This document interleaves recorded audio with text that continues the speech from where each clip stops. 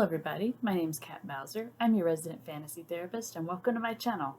Those of you here for the first time, welcome. My name is Kat Bowser. I'm a licensed therapist. I'm also an author working in my first novel. And on my channel, we dig into what I consider to be the heart of all writing, and that's the characters. And the heart of the characters is in their psychology. So that is the angle we take with everything we talk about on my channel, from world building to plot to characters, theme, and everything that falls in between. It's all going to be from a psychological angle because, in my opinion, that's how you make a more well-rounded world. So today we are continuing with a series I've been doing for a while now, where I take a popular trope in writing or in television, movies, whatever, and I diagnose it. I dig into the psychology behind it. So for this month of December, I've been focusing on character origins, and we're going to continue with that today. Today we are looking at the Atoner. So I actually did not plan on this falling on the week leading up to Christmas, but it seems appropriate. So the Atoner is essentially a character who they got into their role of hero or leader or whatever their current role in the story is as a means to make up for a past failure. So this can be feeling that they did not do enough, they did not save someone they were trying to save. It could be that they have a past where they were on the opposite side of where they are now. Like an example of this from any version of She-Ra, actually. When the story begins, she's actually working for the Horde, so she's on the bad side.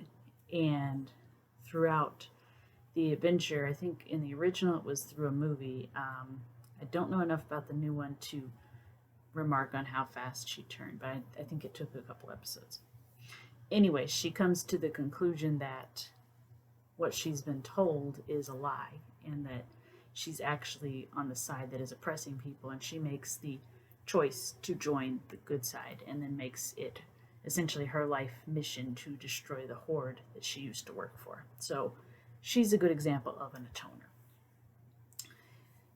And an Atoner, I think, is really interesting because this is one where you can really play with the characters' emotions and their thoughts and feelings, because each one is going to be a little different.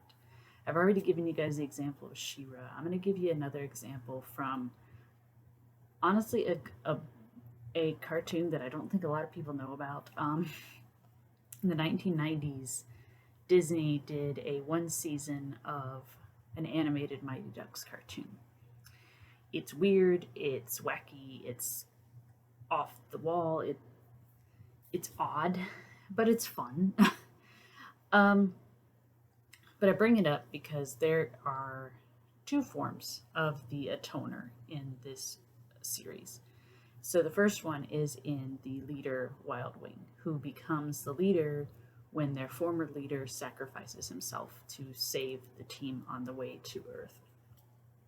And Wildwing, for the pilot, which is 2 episodes, is resisting taking the role of leader because he insists that he is just going to be holding on to Kennard's things. He's going to essentially just do what he has to do, but he's not going to take Kennard's place because he feels that he should have intervened and saved Kennard. He should have done more. But what ends up happening is he realizes he can't not take his place because the team needs a leader. So he does step into that role. And as the series moves on, you see him take on more of an active leadership role, but still in the back of his mind, anytime there's a chance that they might be able to find Kennard or save Kennard, he's jumping at it. Until we get near the very end of the series, where he comes to the conclusion finally that while what happened to Kennard was horrible, it doesn't have to drag him down the rest of his life. And the team even steps forward and says that in their minds, he is a better leader than Kennard was. So that's one version of an Atoner that finally essentially heals and realizes that they don't have to keep dragging this emotional baggage around with them. The other one I bring up is Duke, who from the same series. He used to be a jewel thief, and according to canon, he was a very good jewel thief. He was very well known on their home planet for stealing and pulling off these remarkable heists. But when he gets thrust into the hero role because his home is invaded, he's now on the side of good. And he actually is essentially the team's conscience, which is really interesting angle to take, but I really think it works. So they don't delve as much into his psyche as they do Wildwing, and I think that's probably because his psyche is not as quote-unquote safe to dig into in a kid's cartoon, but they do address it, that some of his team members don't trust him, and there are a few episodes where he kind of almost wants to slip back into that life of stealing and adrenaline and all that stuff, but he makes the active choice not to. And I think that is an interesting form of an Atoner, because he's working on the side of good and saving and helping other people, but he also takes it a step further, and instead of being in a reactive role where they just react if bad things happen, he insists that they take it a step further and actually look for bad things that are happening to go stop them. And again, they don't delve into it as much as, honestly, the fandom delves into it, but I think it's an interesting angle to take with that type of character. And that's actually a good segue to what I want to talk about, which is, so what are things that happen psychologically with an Atoner? And I think the best way to describe this is each person who's going to be your Atoner character is going to manifest it a little differently depending on what their personality is. But I can give you guys kind of the raw basics. So basically, when you're faced with a situation that is essentially psychological trauma, either you've lost someone or you've been through a traumatic experience or a mix of all those elements, or you've done something that you hold a lot of guilt over, it creates a emotional disturbance essentially within you, whether it be guilt, whether it be sadness, whether it be grief. It's usually a mix of a bunch of different emotions. When we have that going on, our brain is uncomfortable. It doesn't like it because it becomes your focus, and so you can't really do the rest of the things that you need to do. So the brain is going to say, okay, I need to make this emotional disturbance go away or reduce so that I can be essentially at my equilibrium again. And there are two ways that people generally do this. When we're confronted with a problem that we have to solve, there are two types. There are the emotional solvers and the problem solvers. Difference is, a problem solver is someone who looks at a situation and says, okay, what physically can I do to fix this?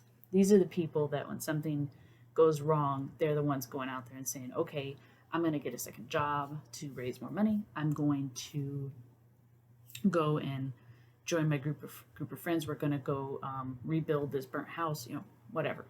They're the people that take a physical task and they look for more physical tasks when that is done until whatever the problem is has been eradicated, essentially. Then you have the emotional folks. These are people who, instead of focusing on the physical issues, they're focusing on the emotional. So if it's been, say, for example, a situation where someone was embarrassed, for instance, they would be focusing on the emotions of the victim and kind of walking with them, talking with them, giving them things to distract themselves, talking and encouraging them to express all their emotions until they can work through what those emotions have done to them and feel better. That's an emotional fixer, essentially. But here's where the problem comes in for both the problem and the emotional fixers.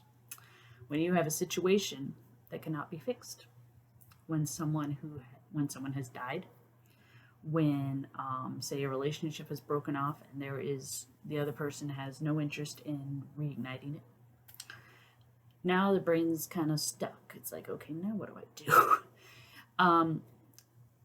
And this is kind of what happens with an atoner.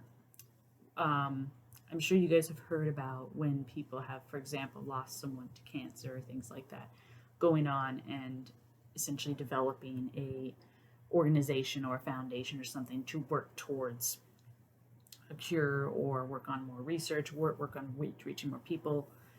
That is essentially what kind of happens with an atoner. When they can't fix the problem, they're going to look for something that they can do.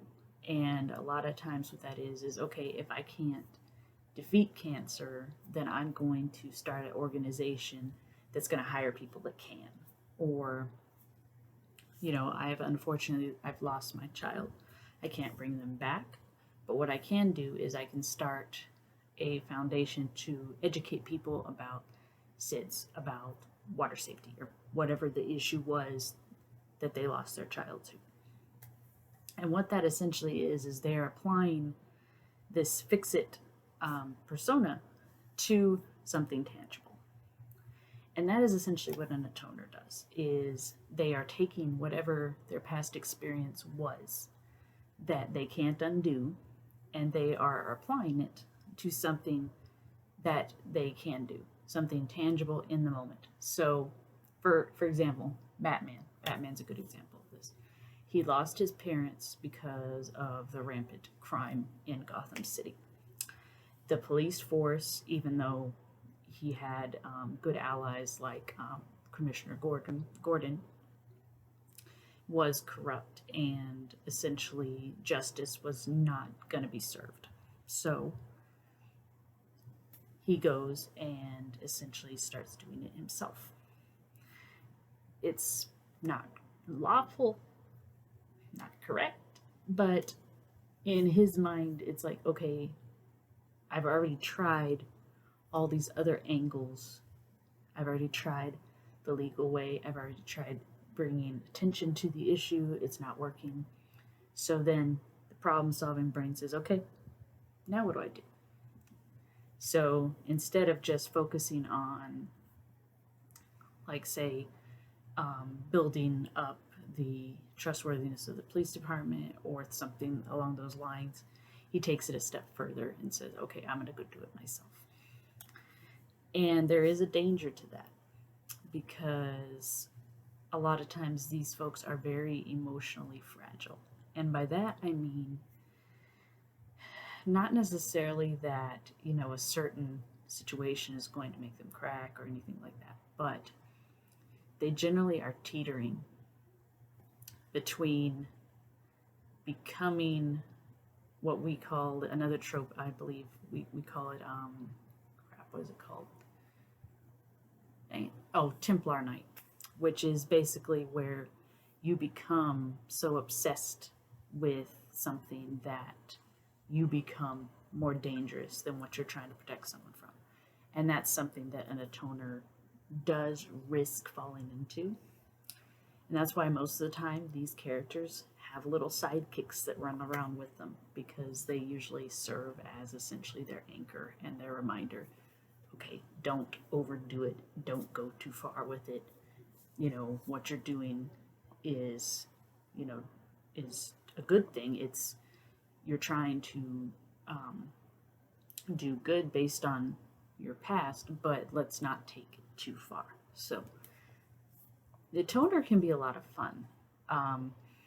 This is usually the kind of character that you're going to see, like more of an anti-hero. You're going to see some nasty traits with them. They're not always going to be nice. They're not always going to do the upright, just thing. But they're going to do what they consider to be just. And so I think with these characters, you really have to figure out their moral code when you're writing this kind of character. What is their limit? Because if you don't have one, it's very easy for this character to slip from anti-hero to villain. Now, if that's what you want, this is a great trope to use to do it. But if that's not what you want, you might want to establish, okay, here are some clear limits that this character has, and here's why they don't go over them. So, like I said, the Atoner, this is a very popular trope because I think a lot of times people, they look at things and they see like things like justice not being done and things like that. And we like to imagine, well, what if somebody could make it just? And I think that's kind of where the Atoner comes in. Like I said, really fun. Lots of angles you can take with it. Lots of different perspectives you can use. You can use this with pretty much any emotional baggage or issue the person has gone through. I think you just really need to know your character when you do this. So that's just my thoughts on it. So thank you guys for tuning in for my video on the Atoner. I will have a new trope video for you guys next week, but I will also have up this coming Sunday our next type of magic video. And also, I got a surprise this week that my husband, as awesome as he is, has signed me up for basically a beginner blacksmith class, so I can go in and actually do the things I like to put in my stories. So I'm going to actually go and pound on an anvil, and it's going to be fun.